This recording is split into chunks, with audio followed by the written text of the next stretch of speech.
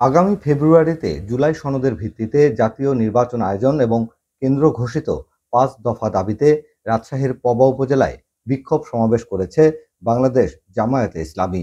শুক্রবার বিকেল ৪:৩০টার দিকে নওহাটা কলেজ মোড়ে এ সমাবেশ অনুষ্ঠিত হয়। এর আগে উপজেলার বিভিন্ন ইউনিয়ন থেকে খণ্ড খণ্ড মিছিল নিয়ে নেতাকর্মীরা সমাবেত হতে থাকেন।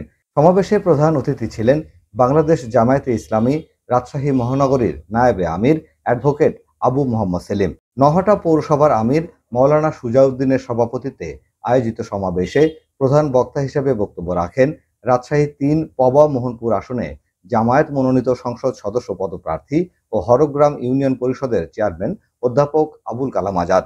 বিশেষ অতিথি হিসেবে বক্তব্য রাখেন জামায়াতের রাজশাহী মহানগর সেক্রেটারি ইমাজ উদ্দিন মণ্ডল, সহকারী সেক্রেটারি অধ্যক্ষ মাহবুবুল আহসান বুলবুল। এছাড়াও সমাবেশে জামায়াতের সহযোগী সংগঠনের নেতৃবৃন্দরা বক্তব্য রাখেন।